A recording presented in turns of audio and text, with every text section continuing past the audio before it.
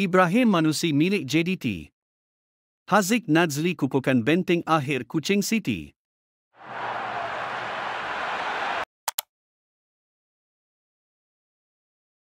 Johor Darul Tazim, JDT, memperkenalkan rekrut ke-3 bagi musim akan datang dengan ketibaan pemain tengah makin meningkat naik, Ibrahim Manusi. Pengumuman ini dibuat menerusi sebuah hantaran video di laman media sosial yang menyaksikan Ibrahim Manusi hadir menyarung jersey JDT sekaligus menjadi pemain baharu kelab gergasi tanah air itu.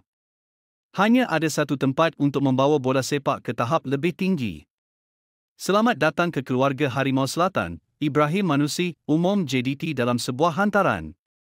Nama Ibrahim Manusi menjadi sebutan ramai pada saingan musim lalu apabila tampil cemerlang membantu Sri Pahang muncul sebagai naib juara Piala Malaysia setelah tumpas di tangan JDT.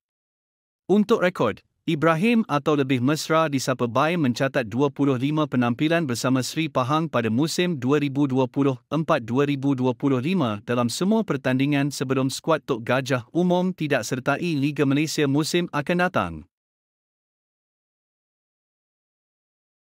Kuching City berjaya merekrut hikmat penjaga gol pasukan Harimau Malaya, Haziq Nazli.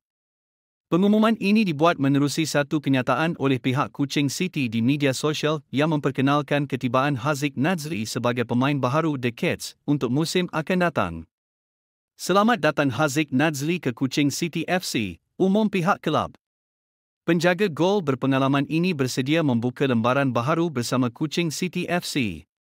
Dengan ketenangan dan ketangkasan di gawang, kehadiran Haziq bakal memperkukuh benteng terakhir pasukan. Musim lalu, Haziq Nazli telah dipinjamkan ke pasukan Perak dari Johor Darul Tazim, JDT, dan merekodkan sebanyak 19 penampilan buat The Boss Gaurus selain 6 aksi tanpa bodos di Liga Super.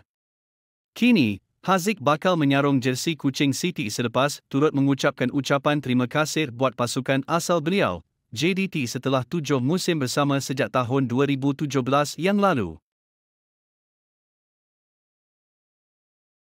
Malaysia telah dilabel lebih bagus berbanding Indonesia susulan kemenangan bergaya Malaysia ke atas Vietnam dengan jaringan 4-0 dalam kelayakan Piala Asia 2027 baru-baru ini.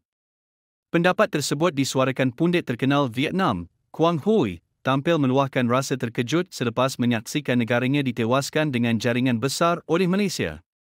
Malah Quang Huy turut membayangkan bahawa jika Malaysia bertemu Indonesia, Indonesia juga tidak mampu memberi saingan buat Malaysia yang dianggap kini sudah semakin kuat.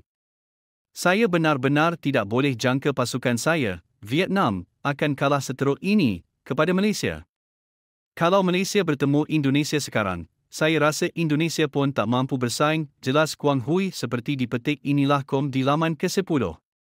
Namun, bagi Malaysia hasilnya sudah nyata.